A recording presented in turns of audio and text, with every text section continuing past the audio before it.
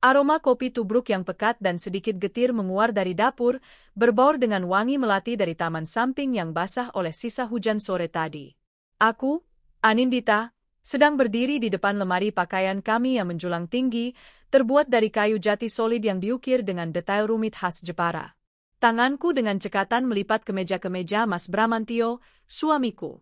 Sehelai demi sehelai, dari kemeja flanel tebal yang akan melindunginya dari dinginnya malam di pedalaman, hingga kemeja katun tipis untuk menahan terik matahari Merauke yang kabarnya menyengat kulit. Hatiku terasa seperti diperas. Setiap lipatan kain seolah membawa beban kesedihan yang tak terhingga. 1/2 tahun. 6 bulan. 180 hari. Waktu yang terasa seperti selamanya untuk dilewati tanpa kehadiran belahan jiwa di sisiku. Proyek besar, sayang, begitu katanya seminggu yang lalu saat pertama kali memberitahuku.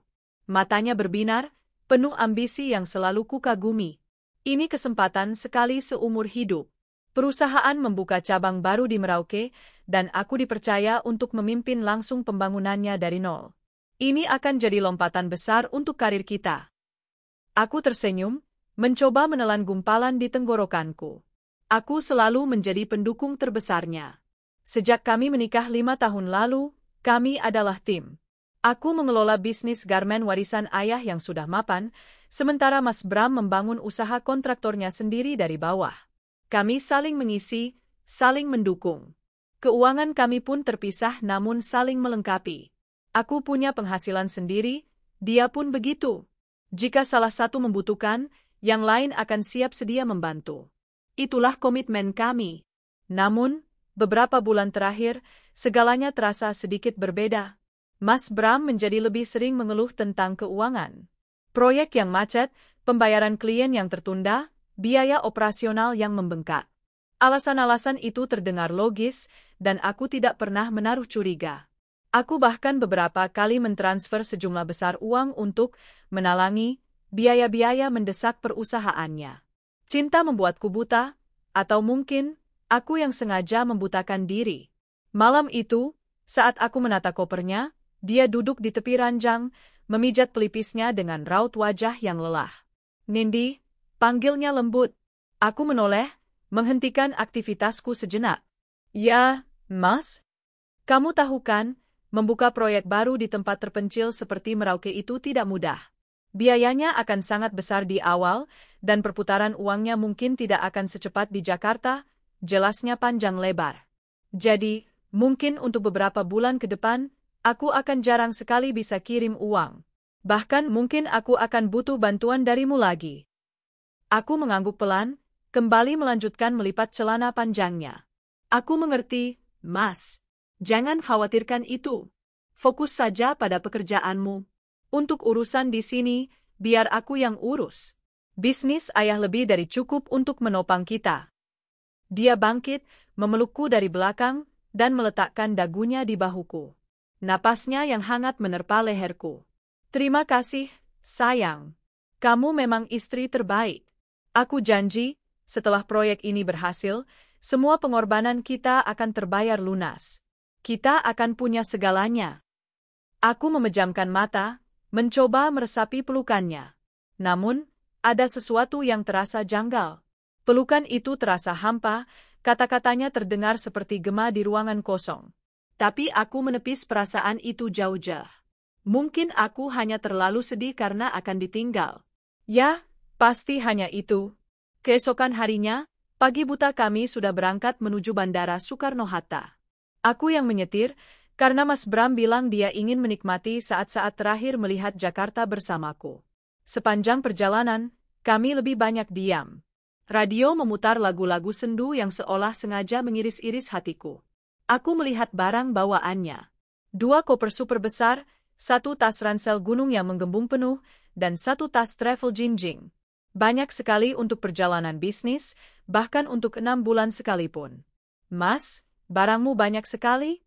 Seperti mau pindahan saja, celetukku mencoba mencairkan suasana. Dia tertawa kecil, tawa yang tidak sampai ke matanya. "Proyek di sana itu di pedalaman, Nindi. Susah cari apa-apa. Jadi aku bawa semua yang mungkin dibutuhkan. Alat kerja, pakaian untuk segala cuaca, sampai beberapa makanan instan favoritku. Biar nggak kangen masakan Jakarta, jawabnya, terdengar sangat masuk akal. Lagi-lagi, aku mempercayainya. Kami tiba di terminal keberangkatan.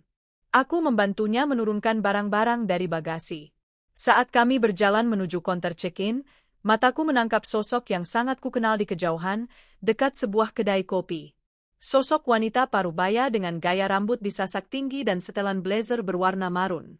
Itu ibu mertuaku. Di sampingnya, seorang wanita muda yang modis, dengan rambut panjang tergerai dan tas tangan bermerek yang sangat kukenali. Itu Riana, sahabatku sejak kuliah. Sahabat yang sudah kuanggap seperti saudara sendiri. Mas, itu bukannya ibu sama Riana? Tanyaku, menyipitkan mata untuk memastikan. Mas Bram mengikuti arah pandanganku lalu dengan cepat menoleh kembali padaku. Ah, bukan. Kamu salah lihat kali, sayang. Mirip saja mungkin. Mana mungkin mereka ada di sini pagi-pagi buta begini tanpa memberitahu kita? Ibu kan tahu aku paling tidak suka diantar-antar ramai-ramai. Aku terdiam. Benar juga.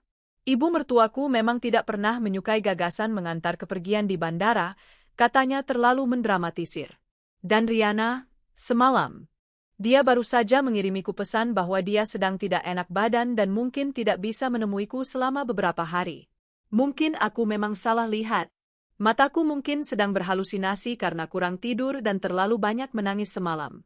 Kami sampai di depan pintu keberangkatan. Waktunya telah tiba. Dia memegang kedua tanganku, menatapku dalam-dalam. Jaga diri baik-baik ya, sayang. Jaga bisnis ayah. Jangan lupa makan teratur. Aku akan berusaha menelepon sesering mungkin, tapi jangan khawatir kalau sinyalnya susah. Namanya juga di pedalaman. Aku mengangguk, air mata yang kutahan sejak tadi akhirnya luruh juga. Mas juga hati-hati di sana. Kabari aku begitu sampai. Aku akan selalu mendoakanmu. Dia memelukku erat, sangat erat. Sebuah ciuman mendarat di keningku, terasa dingin dan tergesa-gesa. Aku pergi dulu. Aku mencintaimu, Anindita. Aku juga mencintaimu, Mas Bramantio, bisikku lirih. Aku memandangi punggungnya yang tegap berjalan menjauh, mendorong troli yang penuh dengan barang bawaannya, lalu menghilang di balik pintu pemeriksaan. Aku berdiri mematung di sana selama beberapa menit, sampai pengumuman penerbangan tujuan Jayapura transit terakhir sebelum ke Merauke terdengar menggema. Hatiku hancur berkeping-keping. Perjalanan pulang terasa berkali-kali lipat lebih sepi. Setiap sudut kota Jakarta yang kami lewati seolah mengejek kesendirianku. Rumah yang biasanya hangat dan penuh tawa, kini terasa seperti gua yang dingin dan kosong. Aku melangkah gontai masuk ke dalam kamar kami. Aroma parfum Mas Bram masih tertinggal di udara, membuatnya terasa semakin menyesakkan. Aku merebahkan diri di ranjang, memeluk bantal yang semalam masih dipakainya. Aku menangis sejadi-jadinya, menumpahkan segala kesedihan dan rasa kehilangan. Setelah tangisku mereda, aku bangkit. Aku harus kuat. Demi Mas Bram, demi rumah tangga kami.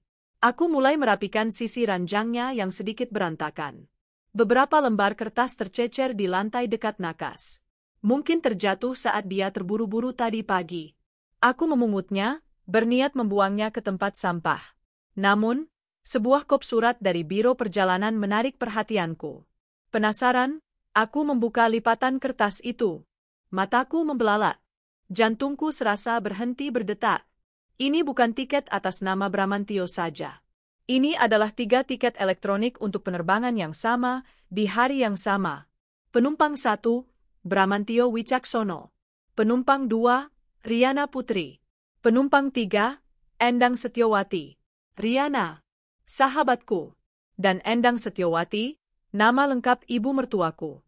Jadi yang kulihat di bandara tadi bukanlah halusinasi. Mereka benar-benar ada di sana. Mereka pergi bersama suamiku. Tanganku gemetar hebat. Napasku tersengal. Aku menjatuhkan tiket itu dan mataku liar mencari-cari sesuatu, apa saja, yang bisa menjelaskan semua ini. Aku membuka laci nakas yang biasanya selalu dikunci oleh Mas Bram. Entah keajaiban atau keteledoran, pagi itu laci itu tidak terkunci. Di dalamnya, aku menemukan sebuah map berwarna biru. Sebuah map yang akan mengubah hidupku selamanya. Dengan jantung yang berdebar kencang, aku membukanya. Lembar pertama adalah fotokopi kartu keluarga dan KTP. KTP Mas Bram dan KTP Riana. Di baliknya, ada formulir-formulir dari kantor urusan agama, formulir N1, N2, dan N4. Surat pengantar nikah. Dengan nama calon mempelai pria, Bramantio Wicaksono. Dan calon mempelai wanita, Riana Putri. Duniaku runtuh seketika. Udara di paru-paruku seolah tersedot habis. Proyek di Merauke. Ya, mereka memang ke Merauke. Tapi bukan untuk membangun proyek perusahaan. Mereka ke sana untuk membangun kehidupan baru mereka. Mereka akan menikah. Aku terus membongkar isi map itu dengan tangan yang gemetar dan air mata yang mengalir deras tanpa suara. Ada beberapa lembar cetak biru arsitektur. Sebuah desain rumah mewah modern minimalis. Di sudut kanan bawah, tertulis dengan jelas, desain rumah tinggal Bapak Bramantio Ibu Riana, Merauke. Di bawah tumpukan kertas itu, ada bagian yang paling menghancurkan. Sebuah buku catatan kecil berisi detail rencana mereka. Rencana busuk yang didalangi oleh suamiku, didukung oleh ibu kandungnya, dan dieksekusi bersama sahabatku sendiri. Tertulis di sana dengan rapi. Tahap 1, kondisikan Nindi. Buat alasan proyek besar di luar pulau. Minta dukungan finansial secara bertahap untuk modal proyek. Kosongkan rekening pribadi dan aset bersama secara perlahan. Tahap 2, keberangkatan. Bawa semua barang berharga. Jual mobil dan aset lain yang bisa dijual cepat tanpa sepengetahuan Nindi. Tahap 3, setelah di Merauke. Langsung urus pernikahan. Mulai pembangunan rumah. Gunakan uang dari Nindi untuk semua biaya. Tahap 4, pengambil alihan. Setelah menikah, secara hukum Riana menjadi istri sah, mereka berencana memalsukan surat cerai. Ajukan klaim atas aset bersama. Gunakan surat kuasa yang sudah ditandatangani Nindi. Aku teringat beberapa minggu lalu menandatangani setumpuk dokumen investasi tanpa membacanya dengan teliti untuk mengambil alih saham di perusahaan garmen milikku. Tujuan akhir, menguasai seluruh harta Anindita. Hidup bahagia di Merauke. Setiap kata dalam catatan itu adalah belati yang menusuk jantungku berulang-ulang. Pengkhianatan ini begitu terstruktur, begitu keji, begitu tak berperasaan. Aku telah mengantar suamiku ke bandara bukan untuk bekerja, melainkan untuk menikahi sahabatku sendiri. Ibu mertua yang selama ini kuanggap seperti ibuku sendiri, ternyata adalah otak di balik konspirasi untuk menghancurkanku. Tawa getir lolos dari bibirku. Lucu sekali, Tuhan memang lebih sayang padaku. Keteledoran kecil mereka, laci yang tak terkunci, tiket yang terjatuh, telah membongkar seluruh kebusukan mereka. Air mataku berhenti mengalir. Kesedihan yang tadinya membuncah kini menguap, digantikan oleh amarah yang membara, dingin, dan terfokus. Mereka pikir aku ini siapa? Wanita bodoh yang akan menangis meratapi nasib di sudut kamar? Wanita lemah yang akan pasrah saat hartanya dirampok? Tidak. Mereka salah besar. Aku bukan Anindita yang sama seperti 1 jam yang lalu. Anindita yang naif dan penuh cinta itu telah mati di saat aku membaca lembar pertama dari map biru itu. Yang tersisa adalah seorang wanita yang telah dikhianati dengan cara paling kejam, dan wanita ini tidak akan tinggal diam. Aku menatap pantulan diriku di cermin besar di seberang ranjang. Mataku merah dan bengkak, tapi sorotnya tajam dan penuh perhitungan. Kau menginginkan hartaku, Bramantio, bisikku pada kehampaan. Kau dan pelakor berkedok sahabat itu menginginkan perang? Baik, akan kuberikan kalian perang. Aku akan memberikan kejutan yang jauh lebih besar di hari pernikahan mereka. Dia ingin hartaku? Akan kubuat dia bertekuk lutut, memberikan semua miliknya padaku tanpa dia sadari. Aku akan membalikkan permainan ini. Aku akan memastikan bahwa pengantaran ke bandara pagi ini adalah pengantaran terakhirku untuknya. Karena setelah ini, dia tidak akan pernah bisa kembali. Bahkan untuk sekadar makan pun, mereka akan merasakan betapa sulitnya hidup. Mereka akan merengek. Mereka akan meminta maaf. Tapi hatiku telah tertutup rapat. Aku akan duduk dengan tenang dan menyaksikan mereka hancur oleh keserakahan mereka sendiri. Permainan baru saja dimulai. Dan kali ini, akulah yang akan menjadi pemenangnya. Bab 2, benteng pertahanan dan serangan balik. Api kemarahan yang menyala di dadaku tidak serta-merta membakar akal sehatku. Sebaliknya, ia menempa kesedihanku menjadi baja yang dingin dan tajam. Aku tidak punya waktu untuk meratap. Setiap detik sangat berharga. Mereka mungkin sudah berada di ketinggian 30.000 kaki, merayakan kemenangan awal mereka, sementara aku di sini, di pusat komando yang mereka tinggalkan, mulai menyusun strategi perang. Langkah pertamaku adalah mengumpulkan semua amunisi. Map biru itu adalah harta karun. Aku mengambil ponselku, bukan untuk menelepon dan melabrak mereka, tapi untuk memotret setiap lembar dokumen di dalamnya dengan resolusi tertinggi. Tiket pesawat, formulir nikah, desain rumah, dan yang terpenting, buku catatan berisi rencana busuk mereka. Aku mengunggah semua foto itu ke penyimpanan awan pribadi yang terenkripsi, lalu membuat beberapa salinan di flash disk yang berbeda, yang salah satunya langsung kumasukkan ke dalam tas tanganku. Bukti fisik map itu kusimpan di tempat paling aman yang bisa kupikirkan, brankas peninggalan ayah di ruang kerjanya, yang hanya aku yang tahu kombinasinya. Selanjutnya, aku harus memahami medan perang. Medan perangku adalah hukum dan keuangan. Aku bukan ahli di keduanya, tapi ayah pernah berkata, jika kamu tidak tahu cara bertarung, carilah jenderal terbaik untuk bertarung untukmu. Ponselku kembali kugunakan. Aku mencari nama yang sudah lama tidak kuhubungi, namun sangat kupercaya. Arya Wiguna, SH, Emma. Nama itu tertera di layar. Arya adalah teman lamaku, seorang pengacara korporat yang reputasinya setajam silet. Dia cerdas, licik dalam arti yang baik, dan yang terpenting, dia membenci penindasan dalam bentuk apapun. Aku menekan tombol panggil. Jantungku berdebar sedikit. Ini adalah langkah pertama untuk mengubah statusku dari korban menjadi pemangsa. Halo, Anindita? Tumben sekali, suara bariton Arya terdengar ramah di seberang. Arya, aku butuh bantuanmu. Segera. Ini masalah hidup dan mati, kataku langsung, tanpa basa-basi. Nada suaraku yang dingin dan mendesak sepertinya membuatnya sadar akan keseriusan situasi. Kantorku. 1 jam lagi. Bisa? Jawabnya sigap. Aku di sana dalam 30 menit. Aku menutup telepon, berganti pakaian dengan cepat. Kemeja putih bersih, celana bahan hitam, dan blazer. Aku ingin terlihat profesional, kuat, bukan seperti wanita patah hati yang baru saja dunianya dijungkirbalikkan. Aku menatap cermin sekali lagi. Wajahku masih pucat, tapi mataku menyiratkan tekad yang tak tergoyahkan. Di kantor firma hukum yang megah di pusat kota, aku menceritakan semuanya kepada Arya. Tanpa tangisan, tanpa drama. Aku membeberkan fakta-faktanya secara kronologis, menunjukkan salinan bukti-bukti yang kubawa di flash disk. Arya mendengarkan dengan saksama, wajahnya yang biasanya santai berubah menjadi serius. Rahangnya mengeras saat aku sampai pada bagian rencana pengambil alihan perusahaan. Keparat, desisnya pelan setelah aku selesai. Ini bukan sekadar perselingkuhan, Nindi. Ini adalah konspirasi penipuan dan penggelapan terencana. Mereka bisa dijerat pasal berlapis. Aku tidak ingin mereka dipenjara sekarang, Arya, kataku tegas. Penjara terlalu mudah bagi mereka. Aku ingin mereka merasakan apa yang kurasakan. Kehilangan segalanya.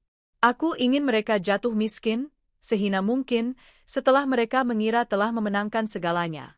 Aku ingin mengambil kembali bukan hanya apa yang menjadi milikku, tapi juga apa yang menjadi miliknya.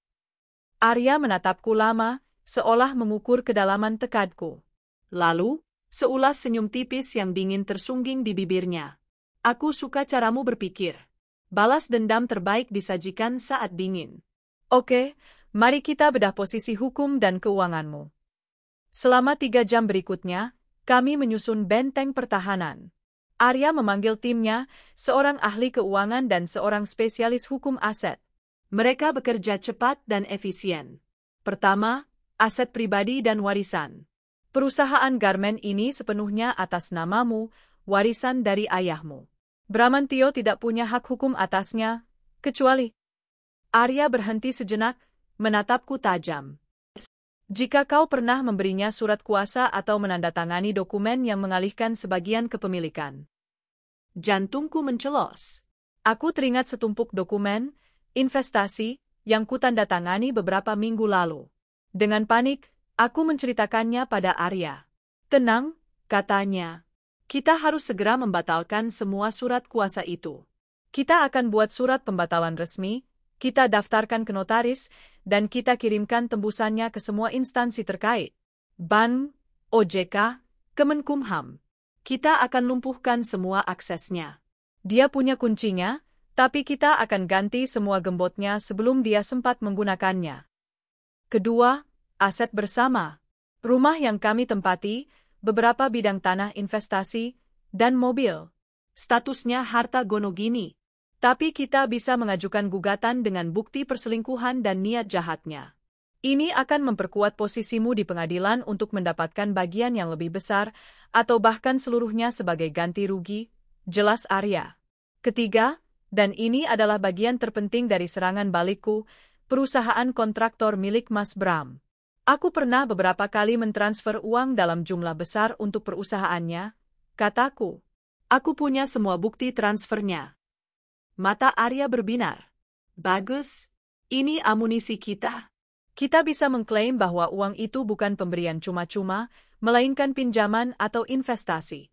Kita akan siapkan perjanjian utang piutang atau perjanjian investasi backdated, bertanggal mundur, yang terlihat sah. Tapi dia tidak akan mau menandatanganinya, sanggahku. Disinilah permainan psikologisnya dimulai. Senyum Arya mengembang. Kau bilang dia akan butuh lebih banyak uang darimu, kan? Dia sedang dalam proses membangun rumah dan memulai hidup baru. Dia akan serakah. Dia akan buta. Kau akan menjadi istri bodoh yang baik hati, yang terus mendukung proyeknya. Rencana itu mulai terbentuk, sebuah jaring laba-laba yang rumit dan mematikan. Aku akan menghubunginya, berpura-pura tidak tahu apa-apa. Aku akan memainkan peranku sebagai istri yang kesepian dan merindukannya. Aku akan mengeluh bahwa BAN menjadi lebih ketat karena aku tidak punya dasar hukum yang kuat untuk mentransfer uang perusahaan dalam jumlah besar untuk proyek atas nama pribadinya. Kau akan bilang padanya, Mas, untuk mempermudah transfer dana proyek kita ke depan dan agar legalitasnya kuat, pengacaraku menyarankan kita membuat beberapa perjanjian. Ini hanya formalitas, kok, supaya aku bisa lebih leluasa membantumu dari sini. Arya mendikte peranku. Di dalam tumpukan dokumen, formalitas, itulah kami akan menyisipkan bom waktu. Dokumen-dokumen yang dirancang dengan bahasa hukum yang berbelit-belit, yang pada intinya adalah perjanjian pengakuan utang, mengubah semua uang yang pernah kuberikan menjadi utang resmi perusahaannya kepadaku, dengan bunga yang sangat tinggi jika terjadi prestasi. Akta gadai saham, menjadikan seluruh saham di perusahaan kontraktornya sebagai jaminan atas utang tersebut. Surat kuasa menjual, memberiku kuasa penuh untuk menjual atau mengambil alih saham tersebut jika dia gagal membayar utangnya pada tanggal jatuh tempo yang kami tentukan, misalnya, 1 hari setelah tanggal rencana pernikahannya. Akta pengalihan aset, dokumen tersembunyi yang menyatakan bahwa sebagai bentuk investasi jangka panjang, dia setuju untuk mengalihkan beberapa aset pribadinya yang belum sempat dia jual ke atas namaku. Dia tidak akan membaca detailnya, Nindi, Arya meyakinkanku. Orang serakah hanya melihat angka di akhir.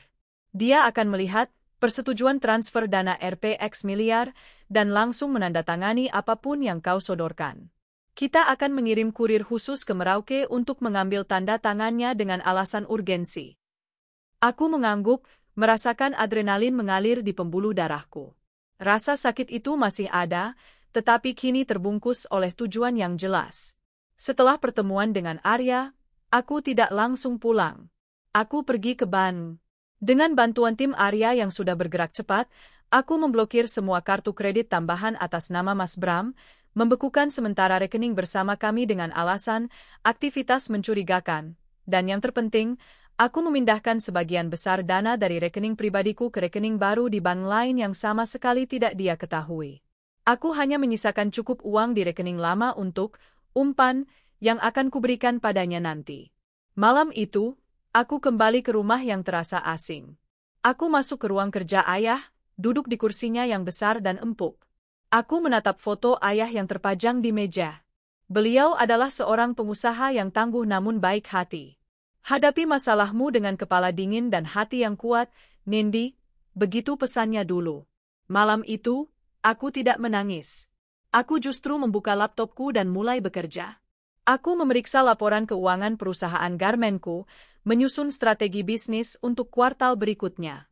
Aku harus memastikan bentengku, sumber kekuatanku, menjadi lebih kokoh dari sebelumnya. Tepat sebelum tengah malam, ponselku berdering. Nama, suamiku, tertera di layar. Jantungku berdetak kencang, bukan karena rindu, tapi karena ini adalah saatnya pertunjukan dimulai. Aku mengambil napas dalam-dalam, membiarkan suaraku terdengar sedikit serak dan sedih, lalu mengangkatnya. "Halo, Mas? Kamu sudah sampai?" sapaku, dengan nada suara seorang istri yang cemas menantikan kabar. "Sudah, sayang. Maaf baru bisa telepon, sinyalnya benar-benar parah di sini," jawabnya.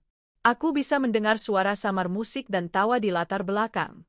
Mungkin dia sedang makan malam merayakan keberhasilannya bersama calon istri baru dan ibunya. Perutku mual, tapi aku menahannya. Syukurlah kalau sudah sampai dengan selamat. Aku khawatir sekali. Rumah sepi banget tanpamu, Mas. Aku menyuntikkan nada manja dan kerinduan dalam suaraku. Sabar ya, sayang. Ini semua demi masa depan kita, katanya, mengucapkan kalimat klise yang kini terdengar seperti lelucon paling pahit. Kami berbasa-basi sejenak, lalu aku melancarkan serangan pertamaku. "Oh iya, Mas, tadi aku coba transfer dana awal untukmu, tapi pihak bank menahannya. Katanya transaksi besar ke rekening pribadi tanpa ada perjanjian bisnis yang jelas itu sekarang berisiko. Mereka menyarankan agar kita membuat semacam perjanjian kerjasama atau apalah itu namanya, hanya formalitas, katanya, biar kedepannya lancar." Aku bisa merasakan dia sedikit menegang di seberang sana. Uang adalah titik lemahnya. "Formalitas seperti apa?" tanyanya, nada suaranya berubah serius. "Entahlah, Mas. Aku tidak terlalu mengerti. Nanti aku suruh pengacaraku untuk menyiapkannya. Katanya biar aman untuk kita berdua. Nanti dokumennya aku kirim ke sana ya biar Mas tanda tangan. Biar aku bisa segera kirim uangnya. Kasihan kan Mas di sana butuh banyak biaya." Hening sejenak. Aku bisa membayangkan otaknya yang licik sedang bekerja, menimbang untung rugi. Tentu saja, keserakahannya menang. "Oh, begitu? Ya sudah, baguslah kalau begitu. Atur saja, sayang. Kirim saja secepatnya. Kamu memang yang terbaik," katanya, nadanya kembali manis dan melegakan. "Apapun untukmu, Mas," jawabku lembut. Kami mengakhiri panggilan.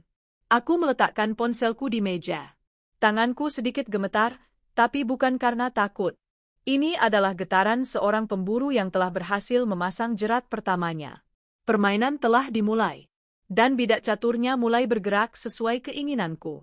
Dia tidak tahu bahwa dengan setiap kata manis yang kuucapkan, aku sedang menuntunnya lebih dalam ke jurang kehancuran yang telah kusiapkan khusus untuknya.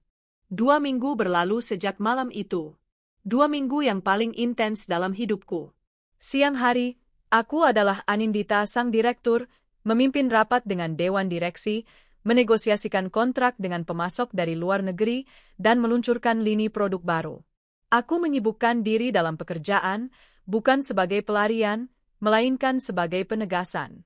Perusahaan ini adalah kerajaanku, warisan ayahku, dan aku akan melindunginya dengan segenap jiwa. Para karyawan melihatku sebagai pemimpin yang lebih tegas, lebih fokus, dan lebih berwibawa dari sebelumnya. Mereka tidak tahu bahwa kekuatan baru ini lahir dari bara pengkhianatan yang paling dalam. Malam hari, aku berubah menjadi ahli strategi. Ruang kerja ayahku menjadi markas perangku. Dindingnya yang dipenuhi buku-buku tebal seolah menjadi saksi bisu transformasiku. Bersama Arya dan timnya, kami bekerja tanpa lelah, menyempurnakan setiap detail dari jerat hukum yang kami pasang. Dokumen-dokumen itu, yang di mata Bramantio akan terlihat seperti formalitas bisnis biasa, telah selesai disusun. Setiap klausul, setiap pasal, setiap kata, telah dirancang dengan presisi seorang ahli bedah untuk memotong arteri keuangannya secara perlahan namun pasti. Komunikasi dengan Bramantio kujaga dengan intensitas yang terkendali. Aku menjadi aktris paling ulung. Panggilan telepon kami selalu kuisi dengan nada rindu yang dibuat-buat, keluhan tentang sepinya rumah, dan tentu saja, janji-janji dukungan finansial yang tak terbatas. Aku adalah istri yang sempurna dari kejauhan, penuh pengertian, suportif, dan sedikit naif. Sayang, maaf ya aku belum bisa kirim uangnya. Dokumennya masih diurus pengacaraku, katanya biar legalitasnya kuat sekali, jadi ke depan nggak ada masalah sama sekali. Sabar ya, Mas, kataku di suatu malam, memainkan kartu tarik ulur. Iya, tidak apa-apa. Tapi bisa dipercepat tidak, Nendi?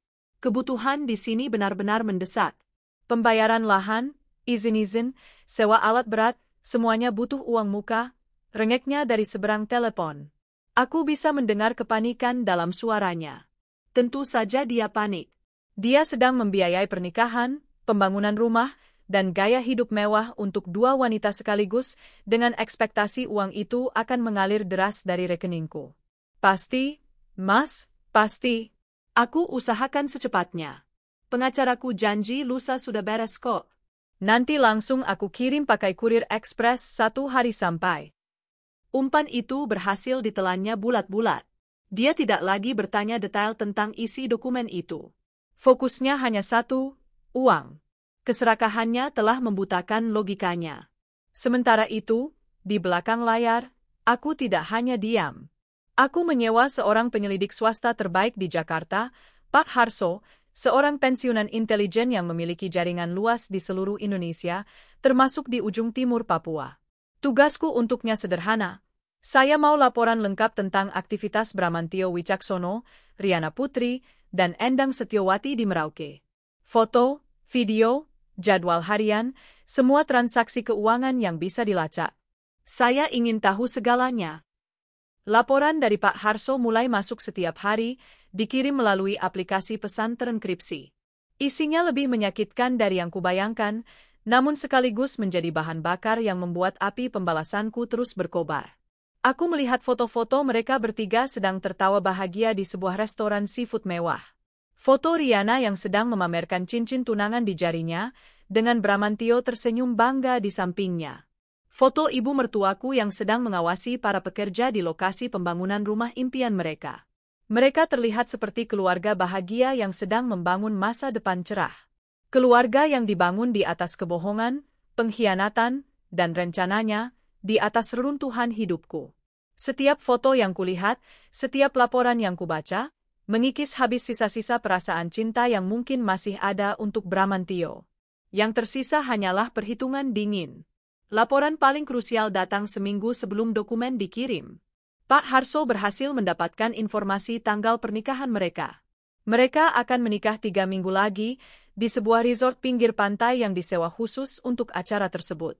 Tanggal itu langsung kutandai dengan spidol merah di kalenderku. Itu akan menjadi hari eksekusiku.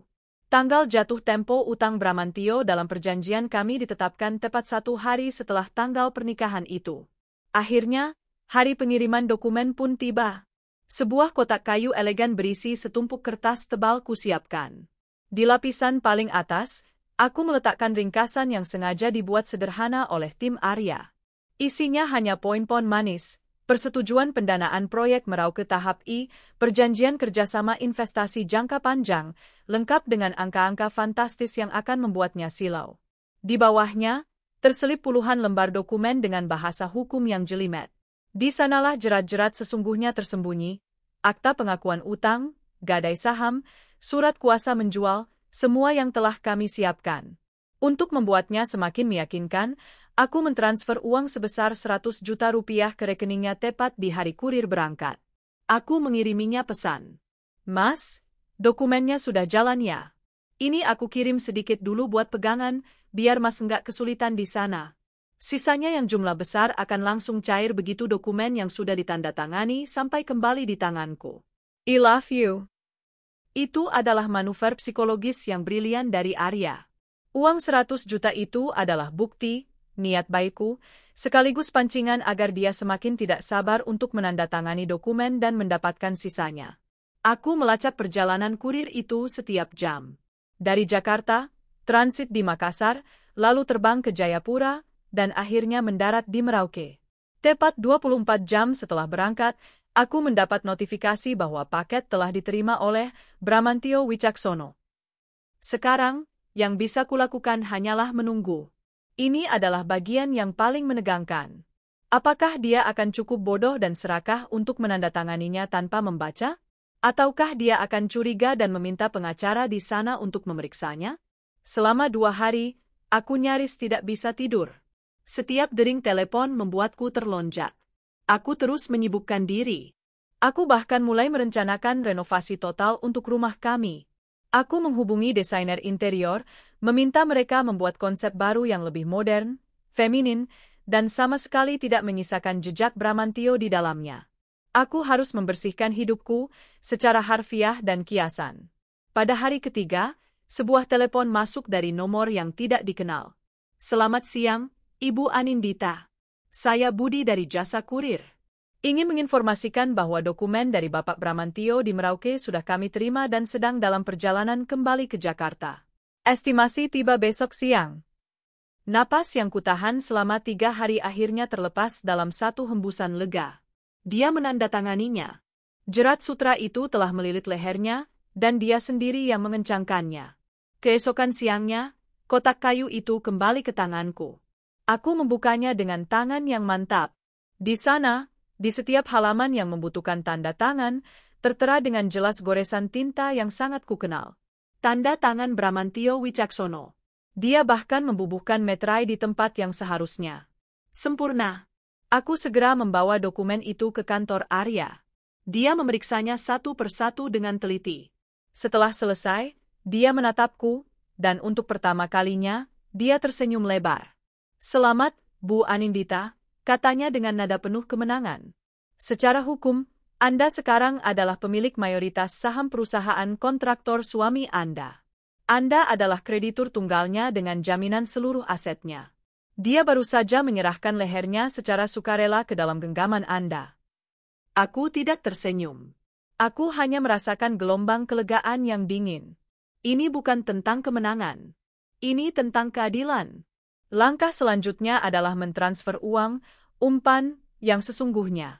Sesuai perjanjian, aku mentransfer dana sebesar 2 miliar rupiah ke rekeningnya.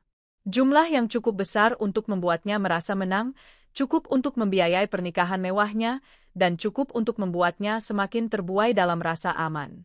Uang itu, tentu saja, pada akhirnya adalah uangku sendiri yang akan segera kembali padaku dengan bunga yang sangat besar. Aku melihat laporan dari Pak Harso. Setelah menerima uang itu, aktivitas mereka menjadi semakin gencar. Riana berbelanja gaun pengantin desainer. Ibu mertuaku memesan catering termahal di kota. Bramantio membayar lunas sewa resort untuk acara pernikahan mereka. Mereka berpesta pora dengan uang yang mereka pikir berhasil mereka tipu dariku. Aku membiarkan mereka menikmati euforia sesaat itu. Biarkan mereka terbang setinggi mungkin. Karena aku sedang bersiap, bukan untuk memotong sayap mereka, tetapi untuk meledakkan langit tempat mereka terbang. Tinggal 2 minggu lagi menuju hari pernikahan mereka. 2 minggu lagi menuju hari perhitungan. Aku menatap kalender, jari-jariku menelusuri tanggal yang dilingkari merah. Aku sudah menyiapkan kado pernikahan yang paling istimewa untuk mereka. Kado yang akan mereka kenang seumur hidup mereka. Waktu berjalan dengan kecepatan yang aneh. Di satu sisi, setiap hari terasa merayap, penuh dengan penantian yang menegangkan. Di sisi lain, aku merasa waktu berlari terlalu cepat, membawaku semakin dekat ke titik kulminasi dari semua rencanaku. 2 minggu sebelum hari H terasa seperti malam sebelum pertempuran besar. Seluruh strategi telah disusun, pasukan telah disiagakan, dan kini aku hanya perlu menjaga ketenangan dan menjalankan manuver terakhir. Permainanku sebagai istri yang merana namun suportif mencapai puncaknya. Aku menelepon Bramantio hampir setiap hari. Aku tidak lagi membahas soal pekerjaan atau dokumen. Aku memenuhi percakapan kami dengan nostalgia. Mas, ingat tidak waktu kita pertama kali liburan ke Bali? Kita makan jagung bakar di Jimbaran sambil lihat matahari terbenam. Kataku di suatu sore, suaraku sengaja ku buat lirih. Iya, tentu saja ingat. Sayang, jawabnya, suaranya terdengar sedikit tidak fokus. Aku tahu dia sedang sibuk dengan persiapan pernikahannya. Aku kangen sekali saat-saat seperti itu. Cepat selesaikan proyeknya ya, Mas. Nanti kita liburan lagi, ke tempat yang lebih jauh. Ke Eropa mungkin? Aku menaburkan umpan masa depan yang indah, masa depan yang kutahu tidak akan pernah ada untuknya. Pasti, sayang, pasti. Setelah ini semuanya akan lebih baik, janjinya. Janji kosong dari mulut seorang pembohong. Setiap kebohongannya kini tidak lagi menyakitiku, melainkan menjadi penegasan bahwa keputusanku untuk menghancurkannya adalah benar. Di belakang layar, mesin perusakku bekerja tanpa henti. Atas nama, legalitas, dan keteraturan administrasi, aku, melalui Arya, mulai mengambil alih kendali perusahaan kontraktor Bramantio secara bertahap. Kami mengganti dewan direksi dengan orang-orang kepercayaanku. Kami melakukan audit keuangan total, menemukan banyak sekali kejanggalan dan penyelewengan dana yang dilakukan Bramantio selama ini untuk kepentingannya sendiri. Semua itu kami dokumentasikan dengan rapi. Ini akan menjadi amunisi tambahan jika dia nekat melakukan perlawanan hukum nantinya. Aku juga mulai membersihkan aset bersama. Mobil mewah yang biasa ia pakai, kutarik dengan alasan perlu, servis besar, dan kemudian langsung kujual. Hasil penjualannya kumasukkan ke rekening rahasiaku. Beberapa bidang tanah investasi atas nama kami berdua, mulai kurus proses balik namanya menjadi atas namaku sepenuhnya, menggunakan surat kuasa yang juga terselip di antara tumpukan dokumen yang telah ia tanda tangani. Dia terlalu sibuk dan terlalu jauh untuk memeriksa hal-hal sepele seperti itu. Sementara itu, laporan dari Pak Harso terus mengalir masuk, kini lebih detail dari sebelumnya. Aku memiliki jadwal lengkap persiapan pernikahan mereka. Dari sesi foto prewedding di Raja Ampat, yang tentu saja dibiayai dari uang 2 miliar yang kukirim, hingga daftar tamu undangan yang ternyata banyak juga diisi oleh kerabat dan teman-teman kami dari Jakarta yang diterbangkan khusus ke Merauke. Pengkhianatan ini ternyata melibatkan lebih banyak orang daripada yang kuduga. Mereka semua tahu, atau setidaknya pura-pura tidak tahu, dan memilih untuk berpihak pada Bramantio. Aku melihat foto Riana sedang mencoba gaun pengantin putih yang indah, tersenyum bahagia ke arah kamera. Sahabatku, wanita yang dulu sering menginap di rumahku, berbagi cerita dan rahasia hingga larut malam. Wanita yang pernah menangis di bahuku saat putus cinta. Kini dia akan menikah dengan suamiku, mengenakan gaun yang dibeli dengan uangku. Rasa sakit itu sempat muncul kembali, sebuah sengatan tajam di ulu hati. Namun, dengan cepat kutekan kembali. Ini bukan waktunya untuk menjadi sentimental. 3 hari sebelum pernikahan. Ini adalah waktu untuk melancarkan serangan psikologis terakhir. Aku mengirim sebuah paket besar ke alamat resort tempat mereka akan menikah. Paket itu ditujukan untuk Bapak Bramantio calon mempelai wanita. Di dalamnya, aku mengisi barang-barang yang paling mewah. Sepasang jam tangan Rolex, 1 untuk pria dan 1 untuk wanita. Sebotol parfum mahal dari Perancis. Dan sebuah kartu ucapan yang ditulis tangan dengan kaligrafi yang indah. Isi kartunya. Untuk suamiku tercinta, Mas Bramantio, dan partner kerja barumu di Merauke.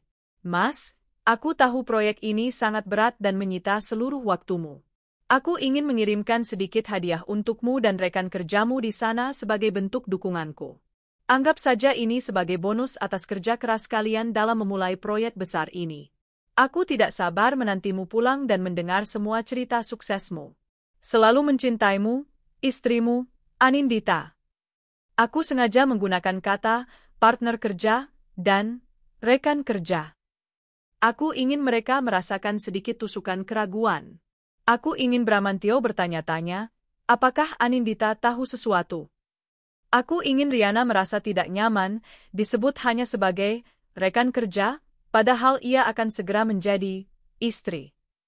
Hadiah mewah itu sendiri adalah sebuah ironi. Simbol kemewahan yang mereka nikmati, yang sesaat lagi akan kurenggut seluruhnya. Menurut laporan Pak Harso, paket itu sukses menimbulkan sedikit riak. Bramantio sempat terlihat gelisah setelah membacanya, namun Riana dan ibunya berhasil meyakinkannya bahwa itu hanyalah paranoia. Dia itu istri bodoh yang terlalu cinta padamu. Dia tidak mungkin tahu apa-apa, begitu kira-kira kesimpulan mereka. Keyakinan mereka akan kebodohanku adalah senjata terkuatku. Sehari sebelum pernikahan. Semua persiapan di pihakku telah selesai. Arya telah menyiapkan semua surat pemberitahuan untuk dieksekusi serentak besok siang. Surat pemblokiran rekening, surat penyitaan aset atas dasar wan prestasi, surat pemberitahuan RUPS luar biasa untuk pemecatan Bramantio sebagai direktur, dan yang paling utama, gugatan cerai dengan tuntutan ganti rugi maksimal. Malam itu, aku tidak bisa tidur. Aku berdiri di balkon kamarku, menatap langit Jakarta yang keruh. Aku teringat malam pernikahanku 5 tahun lalu. Janji suci yang diucapkan Bramantio di hadapan Tuhan, keluarga, dan teman-teman. Apakah semua itu bohong sejak awal? Ataukah cinta bisa membusuk seiring berjalannya waktu, tergerus oleh keserakahan? Aku tidak menemukan jawabannya. Dan mungkin, aku tidak butuh jawaban. Yang kubutuhkan adalah penutupan. Dan penutupan itu akan kudapatkan besok. Aku masuk ke dalam, membuka laptopku. Pak Harso mengirimkan sebuah tautan. Live streaming dari salah satu kru dekorasi, Bu. Kualitas seadanya, tapi cukup untuk melihat prosesi besok, tulisnya. Besok, aku akan menyaksikan pernikahan suamiku dengan sahabatku dari jarak ribuan kilometer. Bukan sebagai korban yang menangis, tapi sebagai sutradara yang akan menurunkan tirai panggung tepat di puncak pertunjukan mereka. Ponselku bergetar. Sebuah pesan masuk dari Bramantio. Sayang, besok adalah hari presentasi proyek terbesar di hadapan investor. Doakan aku ya. Setelah ini, jalan kita akan mulus. Aku akan segera pulang untuk menjemputmu. Kita akan hidup bahagia selamanya. Aku mencintaimu lebih dari apapun. Aku tertawa. Tawa yang kering dan tanpa kegembiraan. Presentasi proyek terbesar. Ya, memang benar. Proyek penghancuran dirinya sendiri. Aku membalas pesannya untuk yang terakhir kali. Semoga sukses, Mas. Aku selalu mendoakan yang terbaik untukmu. Aku juga mencintaimu. Kukirim pesan itu, lalu aku memblokir nomornya. Aku memblokir nomor Riana. Aku memblokir nomor ibu mertuaku. Komunikasi satu arah telah selesai. Pintu telah kututup dan kukunci selamanya. Besok, mereka akan mengucapkan janji suci di hadapan Tuhan. Dan tepat pada saat itu, aku, dengan bantuan hukum, akan memberikan penghakiman duniawi untuk mereka. Aku mematikan lampu, mencoba untuk tidur. Besok adalah hari yang panjang. Besok adalah hari pembalasan. Sabtu pagi, langit di Jakarta tampak cerah, seolah alam semesta pun merestui apa yang akan terjadi. Aku tidak berdandan istimewa. Hanya kaos oblong nyaman dan celana panjang. Hari ini bukanlah perayaan untukku, melainkan sebuah eksekusi. Aku duduk di ruang kerja ayahku, yang kini telah resmi menjadi pusat komandoku. Di hadapanku, layar laptop besar menampilkan live streaming yang goyang dari Merauke. Di sampingnya, beberapa jendela obrolan dengan Arya dan Pak Harso terbuka. Waktu di Merauke 2 jam lebih cepat. Pukul 10 pagi di sana, prosesi akad nikah akan dimulai. Di layar, aku bisa melihat pemandangan yang menyayat hati sekaligus menggelikan. Pantai berpasir putih, dekorasi bunga-bunga tropis yang mewah, kursi-kursi putih berderet rapi menghadap ke arah laut. Para tamu undangan, beberapa di antaranya wajah-wajah yang kukenal, tampak ceria dalam balutan busana pesta pantai. Di depan sana, berdiri suamiku, Bramantio Wicaksono. Dia tampak gagah dalam setelan jas linen berwarna krem, senyumnya merekah lebar, menyambut para tamu. Di sampingnya, berdiri ibunya, Endang Setiowati, mengenakan kebaya brokat berwarna emas yang berkilauan, wajahnya memancarkan kebanggaan. Mereka tampak seperti pemenang yang telah berhasil merebut piala. Lalu, musik mulai mengalun lembut. Semua mata tertuju pada ujung pelaminan. Di sana, berjalan dengan anggun, Riana Putri, sahabatku. Dia mengenakan gaun pengantin putih sederhana namun elegan, wajahnya dirias cantik, senyumnya penuh kebahagiaan. Dia berjalan didampingi ayahnya, menuju pria yang telah dicurinya dariku. Perutku terasa mual. Aku memalingkan wajah sejenak, mengambil napas dalam-dalam. Fokus, Nindi. Jangan biarkan emosi menguasaimu, bisikku pada diri sendiri. Ini adalah pertunjukan yang harus kusaksikan sampai akhir. Aku kembali menatap layar. Bramantio menyambut Riana dengan tatapan penuh puja. Mereka duduk berdampingan di depan penghulu. Aku bisa melihat bibir penghulu bergerak, memulai prosesi ijab kabul. Jantungku mulai berdebar lebih kencang. Waktunya hampir tiba. Aku mengetik pesan singkat di jendela obrolan Arya. Siap? Balasan datang seketika. Tim sudah siaga. Bank, OJK, sistem hukum perusahaan. Semua menunggu perintahmu. Tinggal tekan satu tombol. Aku kembali fokus ke layar laptop. Aku melihat Bramantio menjabat tangan ayah Riana. Aku mendengar suara penghulu membimbingnya mengucapkan kalimat sakral itu. Saya terima nikah dan kawinnya Riana Putri binti. Suara itu menggema di telingaku. Di saat yang bersamaan, aku melihat tangan Bramantio dengan mantap menjabat tangan itu. Dengan mas kawin tersebut, dibayar tunai. Sah! Para tamu serempak berteriak, sah!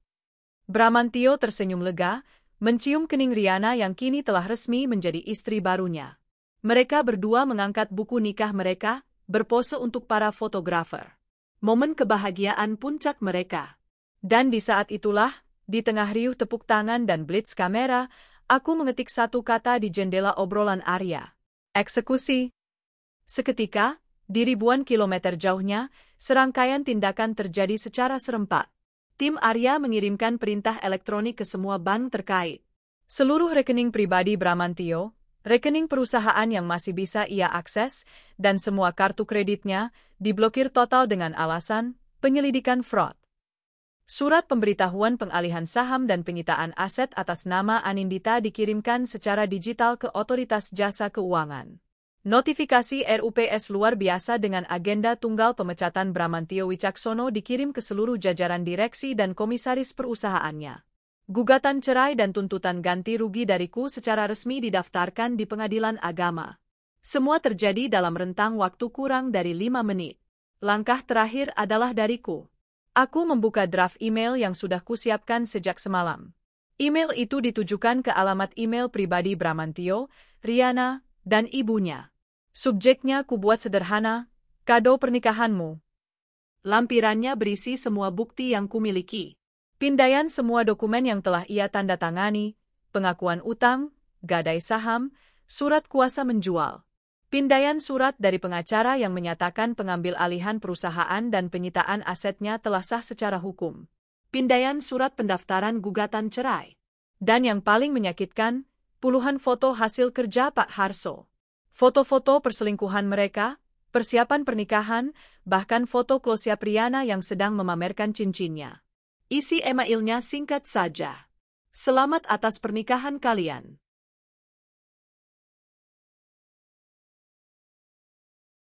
Semoga kalian suka dengan kado dariku.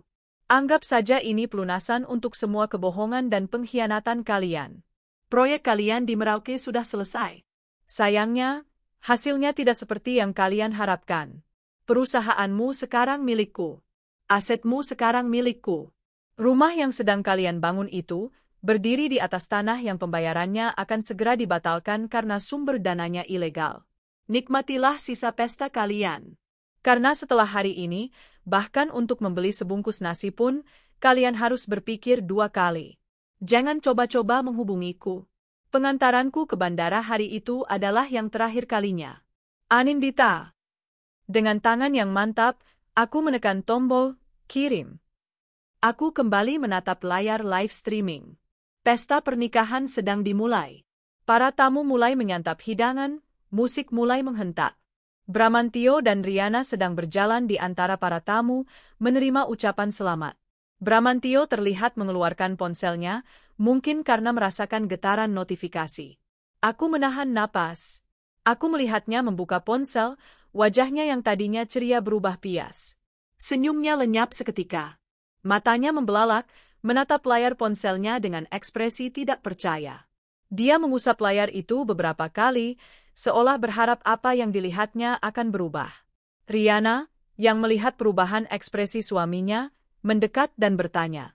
Bramantio menunjukkan layar ponselnya. Aku melihat wajah Riana berubah dari bahagia menjadi horor.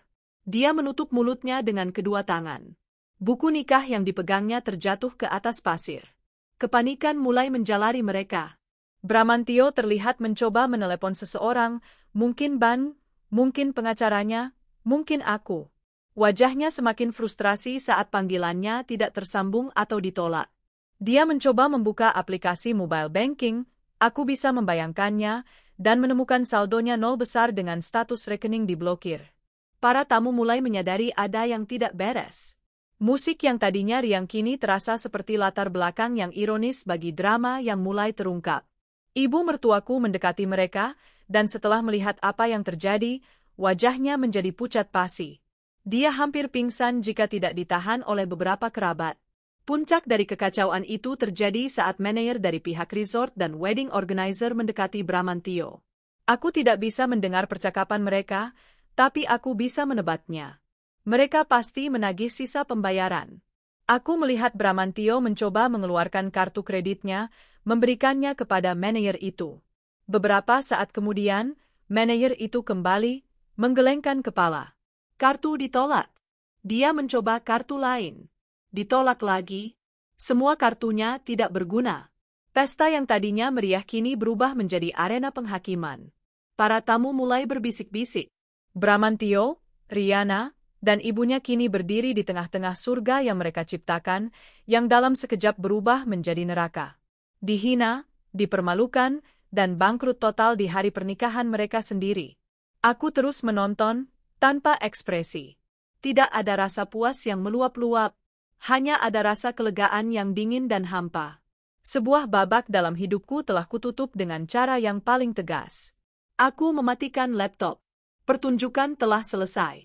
Aku bangkit dari kursi, berjalan ke jendela, dan menatap keluar. Langit masih cerah. Duniaku tidak runtuh.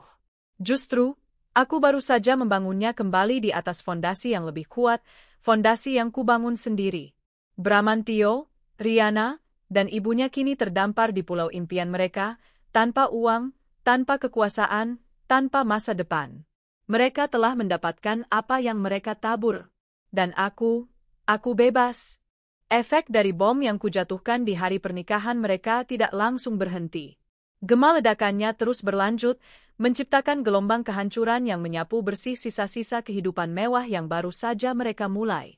Aku tidak lagi perlu memantau mereka lewat live streaming. Laporan-laporan terperinci dari Pak Harso sudah lebih dari cukup untuk melukiskan gambaran kejatuhan mereka yang menyedihkan. Kekacauan di pesta pernikahan itu hanyalah permulaan. Tanpa uang sepeser pun, mereka tidak bisa melunasi biaya resort, catering, dekorasi, dan semua vendor lainnya. Pemilik resort, yang marah karena merasa ditipu, menahan paspor mereka sebagai jaminan sampai semua tagihan dilunasi. Pesta yang seharusnya berakhir dengan bulan madu yang indah, justru berakhir dengan penghinaan dan status tahanan tidak resmi di pulau surga itu. Berita tentang pernikahan yang kacau dan kebangkrutan mendadak Bramantio menyebar seperti api di kalangan teman dan kerabat yang hadir. Mereka yang tadinya memuji dan mengucapkan selamat, kini menjauh dan bergunjing. Beberapa dari mereka yang diterbangkan dari Jakarta bahkan menuntut Bramantio untuk mengganti biaya tiket mereka, menambah beban di pundaknya yang sudah remuk. Dalam sekejap, mereka menjadi paria. Bramantio, dalam keputusasaannya, mencoba segala cara. Dia menghubungi semua kontak bisnisnya, teman-temannya, bahkan kerabat jauh, memohon pinjaman. Namun, reputasinya sudah hancur. Tidak ada yang mau membantunya. Namanya kini identik dengan penipuan dan kegagalan. Riana, sang pengantin baru, merasakan realitas pahit menghantamnya lebih keras dari siapapun. Mimpi hidup bergelimang harta dengan suami kaya raya pupus sudah. Gaun pengantin yang indah kini terasa seperti kostum dalam sebuah drama tragedi. Dia tidak siap untuk hidup susah. Pertengkaran hebat pun tak terhindarkan. Ini semua salahmu, Bram. Pak Harso melaporkan kutipan pertengkaran mereka yang didengarnya dari staf hotel. Kau bilang semuanya sudah aman. Kau bilang kita akan hidup enak. Kenapa jadi begini? Bagaimana aku tahu dia akan sekejam ini? Balas Bramantio, suaranya penuh frustrasi. Aku pikir dia bodoh. Aku pikir dia akan terus mengirimiku uang. Ini semua karena kau dan ibumu yang terus mendorongku untuk segera menikah dan membangun rumah besar. Ibu mertuaku, yang juga terdampar bersama mereka, tidak tinggal diam. Jangan salahkan aku. Aku hanya ingin yang terbaik untuk putraku. Wanita itu, Anindita, dia itu iblis berwujud manusia. Dia telah merampok semua milik kita. Lingkaran setan saling menyalahkan pun dimulai. Cinta dan kebersamaan yang mereka banggakan ternyata hanya setipis kulit ari, mudah terkoyak saat dihadapkan pada kesulitan. Mereka terkurung dalam sangkar emas yang kini telah berkarat, saling mematuk satu sama lain seperti ayam yang kelaparan. Setelah seminggu tertahan, mereka akhirnya berhasil keluar dari resort. Bukan karena berhasil membayar, tapi karena diusir paksa. Pemilik resort, setelah menyadari mereka benar-benar tidak punya uang, menyita semua barang berharga yang bisa ia temukan di kamar mereka, termasuk jam tangan Rolex hadiah dariku, sebagai pembayaran sebagian, lalu mengusir mereka hanya dengan pakaian yang melekat di badan. Mereka menjadi gelandangan di tanah asing. Tanpa uang, tanpa tempat tinggal, tanpa teman. Mereka terpaksa menjual apapun yang tersisa. Ponsel mewah, perhiasan imitasi yang masih menempel, bahkan sepatu bermerek milik Riana, semuanya dijual dengan harga murah hanya untuk bisa makan dan menyewa sebuah kamar kos sempit dan pengap di sudut kota Merauke. Bramantio, pria yang tadinya memimpin perusahaan kontraktor besar, kini harus mencari pekerjaan kasar apapun yang bisa ia dapatkan.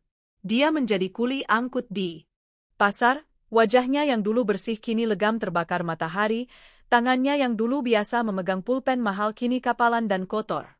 Riana, yang terbiasa dengan salon dan pusat perbelanjaan, harus belajar mencuci baju dengan tangan dan memasak dengan bahan seadanya. Wajahnya yang dulu ceria kini selalu muram, dipenuhi penyesalan. Dia mulai menyadari bahwa harga yang harus ia bayar untuk merebut suami orang ternyata jauh lebih mahal dari yang ia kira. Ibu mertuaku, wanita sosialita yang angkuh itu, kini menghabiskan hari-harinya di kamar kos yang sempit, meratapi nasib dan terus-menerus mengutuk namaku. Sementara itu, di Jakarta, aku sedang sibuk membangun kembali kerajaanku. Perusahaan kontraktor milik Bramantio, yang kini sepenuhnya di bawah kendaliku, sedang dalam proses restrukturisasi besar-besaran. Aku menunjuk seorang CEO profesional untuk menjalankannya. Semua proyek yang mangkrak mulai berjalan kembali. Utang-utang perusahaan kepada para pemasok mulai dilunasi. Dalam beberapa bulan, perusahaan yang nyaris bangkrut itu mulai menunjukkan tanda-tanda kehidupan kembali. Rumah kami juga telah selesai direnovasi. Semua perabotan lama, semua jejak Bramantio, telah disingkirkan. Kini rumah itu terasa lebih lapang, lebih terang, dengan sentuhan feminin dan modern yang mencerminkan diriku yang baru. Aku mengubah kamar tidur utama kami menjadi perpustakaan pribadi dan studio kerjaku. Aku tidak ingin tidur di ranjang yang pernah menjadi saksi bisu kebohongannya. Aku juga mulai membuka diri. Aku kembali terhubung dengan teman-teman lama yang sempat kujauhi karena Bramantio tidak menyukai mereka. Aku menyadari bahwa selama ini aku telah mengisolasi diri dalam sangkar emas yang ia ciptakan untukku. Kini, aku bebas terbang. Proses perceraian berjalan lancar. Dengan bukti-bukti yang begitu kuat, Bramantio tidak punya dasar untuk melawan. Dia bahkan tidak punya uang untuk menyewa pengacara. Hakim dengan mudah mengabulkan semua tuntutanku. Perceraian kami sah, dan seluruh harta Gonogini jatuh ke tanganku sebagai kompensasi atas kerugian material dan imaterial yang kuderita. Namanya telah terhapus sepenuhnya dari hidupku. Kehancuran mereka di Merauke adalah sebuah berita yang hanya kudengar, tidak lagi kurasakan. Emosiku terhadap mereka telah mati.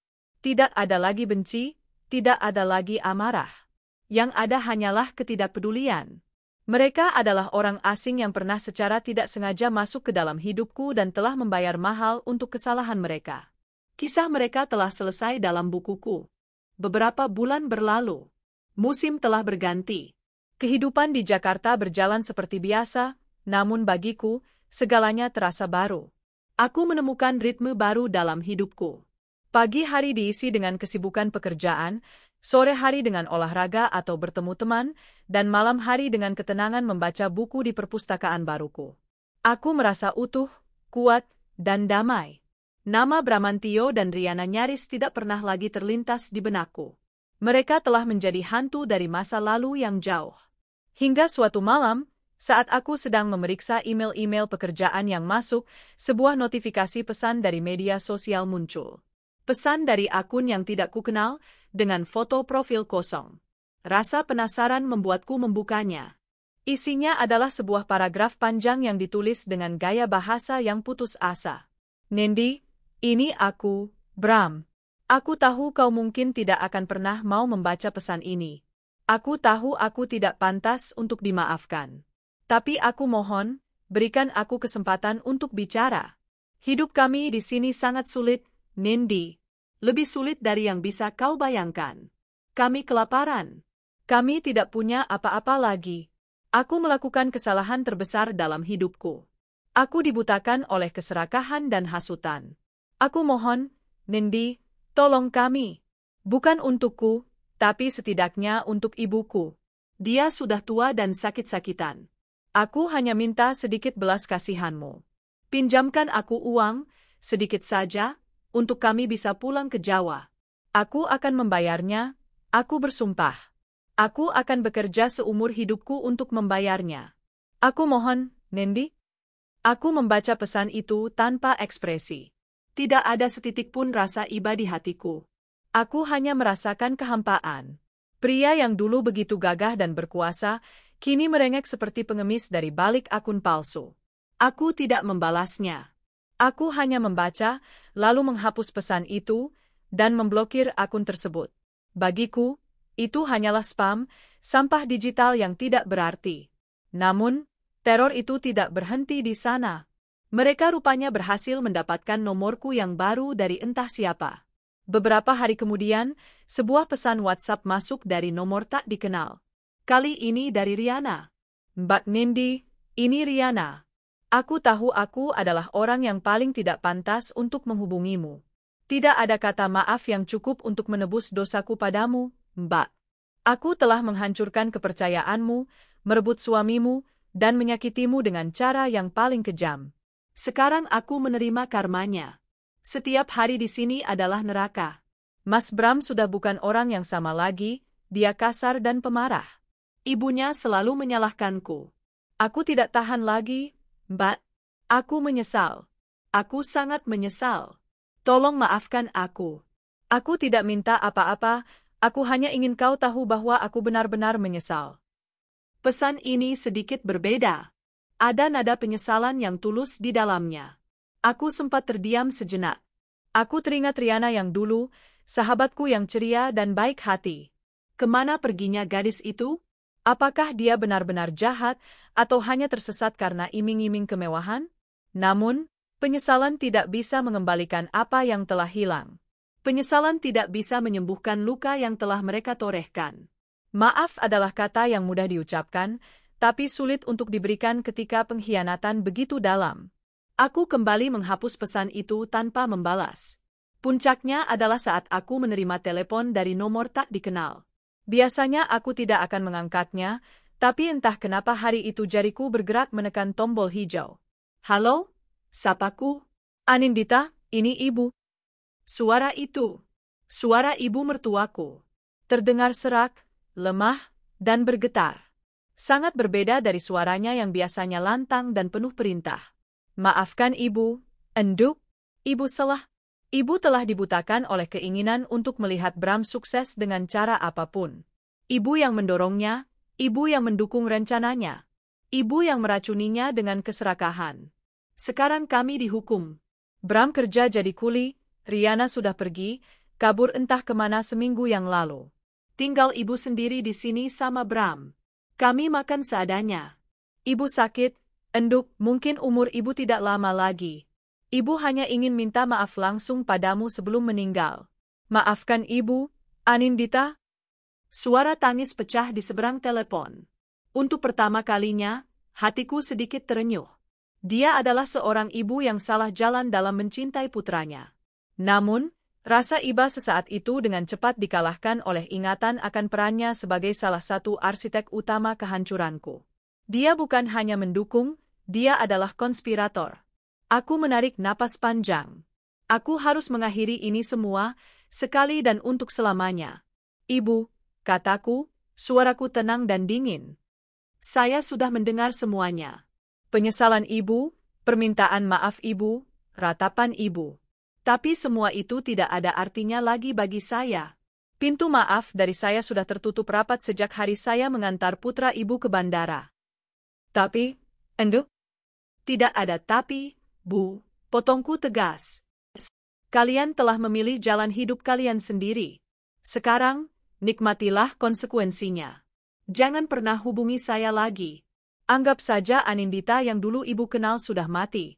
Selamat tinggal. Aku menutup telepon sebelum dia sempat menjawab. Lalu, aku memblokir nomornya. Aku menghubungi provider telepon selulerku dan meminta fitur untuk memblokir semua panggilan dan pesan dari nomor yang tidak terdaftar di kontakku. Malam itu, aku duduk termenung di balkon. Ratapan mereka dari seberang lautan adalah gema terakhir dari masa laluku. Mereka merengek, mereka meminta maaf, mereka menyesal. Tapi semua itu terlambat. Mereka menyesal bukan karena telah menyakitiku, tetapi karena rencana mereka gagal dan mereka sekarang hidup menderita. Penyesalan mereka lahir dari penderitaan, bukan dari ketulusan. Aku tidak peduli. Itu bukan lagi urusanku. Aku telah memberikan mereka pelajaran yang paling berharga, bahwa setiap perbuatan akan selalu ada balasannya. Kini saatnya aku benar-benar melupakan mereka dan fokus pada masa depanku. Babak baru dalam hidupku akan segera dimulai. 1 tahun telah berlalu sejak hari pernikahan di Merauke. 1 tahun sejak aku menekan tombol, kirim, dan meruntuhkan dunia palsu yang dibangun oleh orang-orang yang pernah kucintai. Waktu, seperti yang selalu dilakukannya, telah menjadi penyembuh yang handal. Luka itu tidak hilang sama sekali, ia meninggalkan bekas. Namun, bekas luka itu tidak lagi terasa sakit saat disentuh. Ia telah menjadi pengingat, bukan tentang rasa sakit, tetapi tentang kekuatan dan ketahanan. Hidupku telah berubah total, ke arah yang jauh lebih baik. Perusahaan garmen warisan ayahku berkembang pesat di bawah kepemimpinanku. Aku meluncurkan lini busana baru yang ramah lingkungan dan mendapat sambutan luar biasa dari pasar internasional. Omset perusahaan meningkat 3 kali lipat. Aku bukan lagi hanya seorang penerus bisnis, aku telah menjadi seorang inovator, seorang pemimpin yang dihormati. Perusahaan kontraktor yang kurbut dari Bramantio pun telah bangkit dari abu. Dengan manajemen yang profesional dan bersih, perusahaan itu berhasil memenangkan beberapa tender proyek pemerintah yang besar. Ironisnya, perusahaan itu kini benar-benar membangun proyek-proyek nyata yang bermanfaat bagi banyak orang, bukan proyek fiktif untuk menipu seorang istri. Keuntungan dari kedua perusahaan itu memberikanku kebebasan finansial yang tidak pernah kubayangkan sebelumnya. Tapi perubahan terbesar bukanlah soal materi. Perubahan terbesar terjadi di dalam diriku. Aku menemukan kembali diriku yang sempat hilang. Anindita yang dulu hidup di bawah bayang-bayang suaminya, yang kebahagiaannya bergantung pada validasi orang lain, telah tiada. Kini, aku adalah Anindita yang berdiri di atas kakiku sendiri. Aku menemukan kebahagiaan dalam hal-hal sederhana. Secangkir kopi di pagi hari, keberhasilan menyelesaikan proyek kerja yang sulit, tawa bersama sahabat-sahabat sejatiku, dan kedamaian saat membaca buku di malam hari. Aku tidak lagi takut akan kesendirian. Justru, aku menikmatinya. Kesendirian memberiku ruang untuk berpikir, untuk bertumbuh, dan untuk mencintai diriku sendiri. Aku banyak bepergian, bukan untuk lari dari sesuatu, tetapi untuk menuju sesuatu. Aku mendaki gunung, menyelami lautan, mengunjungi kota-kota kuno di belahan dunia lain. Setiap perjalanan membuka mataku, bahwa dunia ini begitu luas dan hidup ini terlalu berharga untuk dihabiskan dengan meratapi pengkhianatan. Lalu, bagaimana dengan mereka? Aku tidak pernah lagi mencari tahu kabar mereka secara khusus. Namun, terkadang kabar itu datang sendiri, seperti angin lalu. Dari seorang teman lama yang kebetulan bertemu kerabat mereka, aku mendengar secuil cerita. Setelah Riana kabur, Bramantio dan ibunya akhirnya berhasil pulang ke kampung halaman mereka di sebuah desa kecil di Jawa Tengah. Bukan dengan pesawat, tapi dengan menumpang kapal barang selama berminggu-minggu. Mereka menjual rumah warisan kecil satu-satunya di sana untuk bertahan hidup. Bramantio, yang tidak punya keahlian lain selain menipu, kesulitan mendapatkan pekerjaan tetap. Dia hidup dari belas kasihan kerabat.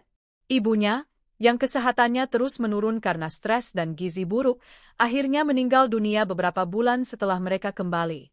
Bramantio kini hidup sebatang kara, dalam kemiskinan dan penyesalan. Orang-orang di desanya mengenalnya sebagai pria gagal yang pernah kaya di Jakarta lalu pulang sebagai pecundang. Tidak ada yang tahu cerita lengkapnya, tapi stigma itu melekat padanya. Dia telah mendapatkan hukuman yang setimpal, bukan dariku, tetapi dari perbuatannya sendiri.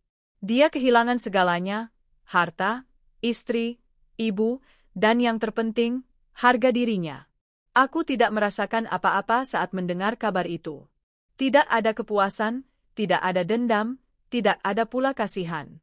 Kisah mereka benar-benar sudah selesai. Mereka hanyalah catatan kaki dalam buku kehidupanku yang tebal.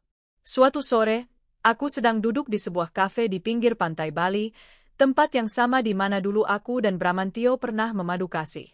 Namun, kali ini aku tidak sendiri. Di hadapanku duduk Arya, pengacara yang telah menjadi salah satu sahabat terdekatku. Kami tidak sedang membahas masalah hukum, kami hanya menikmati matahari terbenam. Kau terlihat bahagia, Nindi, kata Arya, sambil menyeruput es kelapa mudanya. Aku tersenyum, senyum yang tulus dari hati. Aku memang bahagia, Arya. Sangat bahagia. Tidak pernah terpikir untuk membuka hati lagi, tanyanya hati-hati. Aku menatap ombak yang bergulung-gulung. Mungkin suatu saat nanti. Tapi aku tidak lagi mencarinya. Jika cinta datang, biarlah ia datang dengan cara yang terhormat. Jika tidak pun, tidak apa-apa. Aku sudah punya diriku sendiri, dan itu lebih dari cukup. Kami terdiam, membiarkan suara debur ombak mengisi keheningan. Aku teringat hari itu, hari di mana aku mengantar Bramantio ke bandara. Pengantaran terakhirku untuknya. Siapa sangka, hari itu bukanlah akhir dari duniaku, melainkan awal dari kehidupanku yang sesungguhnya. Aku mengantarnya pergi, bukan hanya dari hadapanku, tapi juga dari hatiku, dari masa depanku. Saat matahari perlahan tenggelam di cakrawala, mewarnai langit dengan gradasi oranye dan ungu yang indah, aku tahu bahwa fajar yang baru telah menyingsing dalam hidupku. Fajar yang cerah, penuh harapan, dan sepenuhnya milikku. Aku siap menyambut hari esok sebagai wanita yang lebih kuat, lebih bijaksana, dan yang paling penting, wanita yang merdeka. 5 tahun adalah waktu yang panjang sekaligus singkat. Cukup panjang untuk mengubah lanskap sebuah kota, menumbuhkan pohon dari bibit, dan menyembuhkan luka hingga yang tersisa hanyalah jaringan parut tipis berwarna perak. Cukup singkat untuk membuat kenangan-kenangan tertentu terasa seperti baru terjadi kemarin.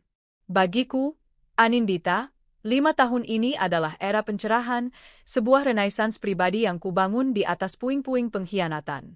Duniaku kini jauh lebih luas dari sekadar ruang direksi dan laporan keuangan. Tentu, bisnisku, dua-duanya, tumbuh menjadi raksasa di bidangnya. Nindita Garments telah menjadi merek fashion berkelanjutan yang disegani di Asia Tenggara, sementara Wicaksono Konstruksi, yang namanya telah kuubah menjadi Cipta Gria Persada, kini menjadi pemain utama dalam proyek-proyek infrastruktur hijau. Namun, kesuksesan terbesarku tidak diukur dari laba bersih di akhir tahun. Kesuksesan itu terukur dari kedamaian yang kurasakan setiap kali aku bangun di pagi hari. Hubunganku dengan Arya Wiguna telah bersemi menjadi sesuatu yang lebih dalam dari sekadar persahabatan. Tidak ada drama, tidak ada kejar-kejaran yang melelahkan.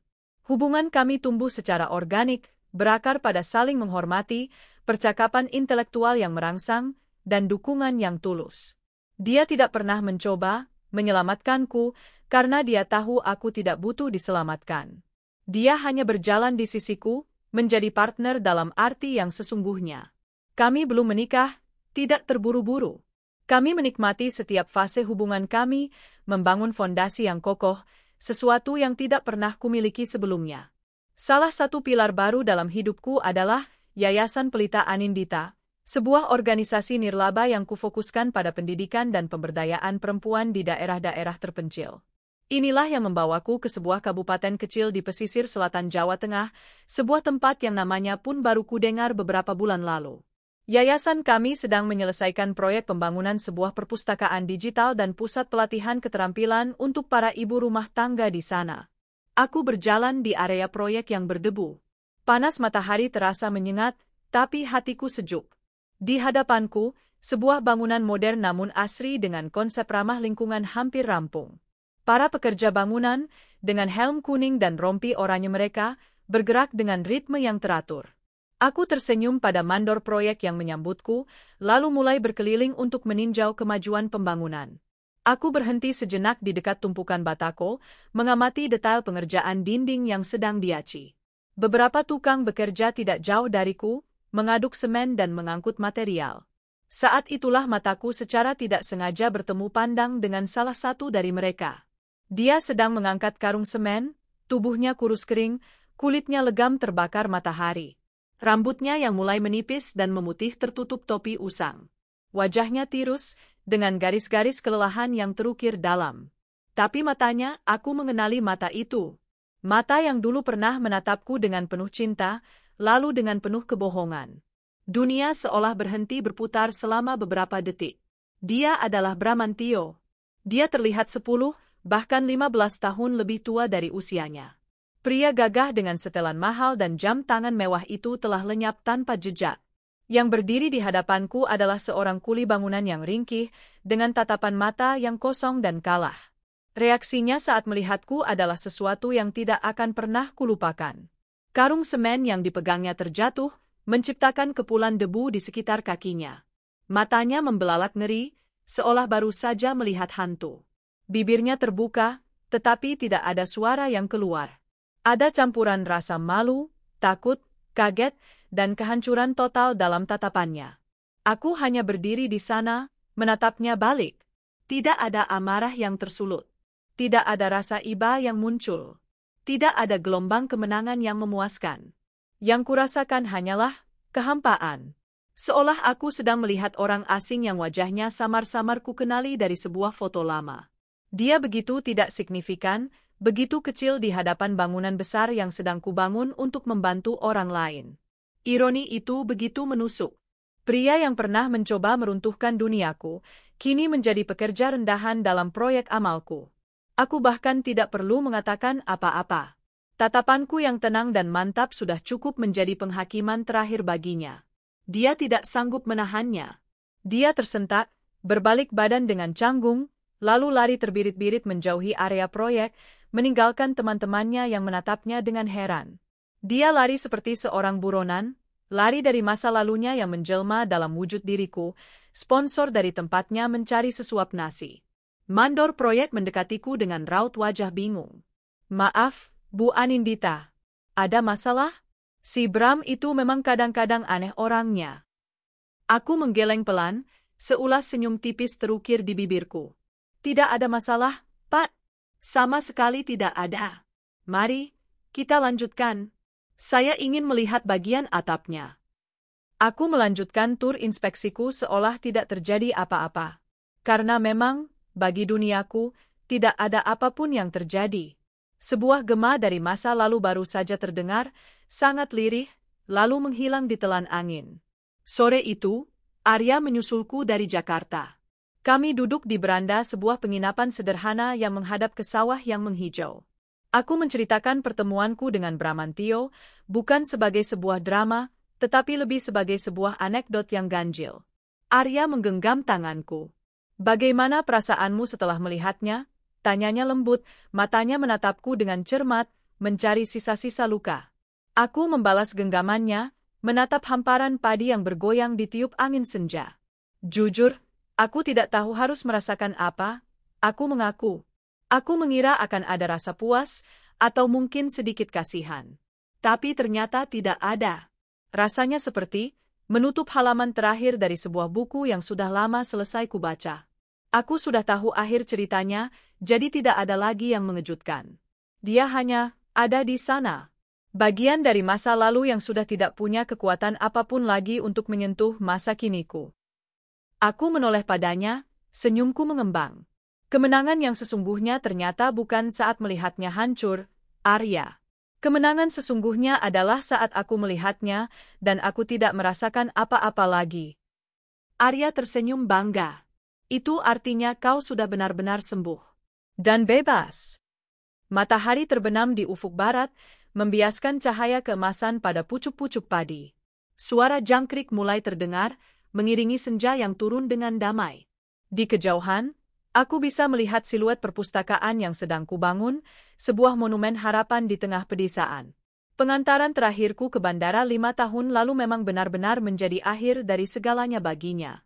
Tapi bagiku, itu adalah titik awal. Aku tidak hanya berhasil membalikkan keadaan dan merebut kembali apa yang menjadi hakku. Aku telah berhasil merebut kembali diriku sendiri. Dan di ujung jalan panjang yang telah kulalui, aku tidak menemukan pembalasan dendam yang manis, melainkan kedamaian yang jauh lebih berharga. Kisahku dengan Bramantio telah usai.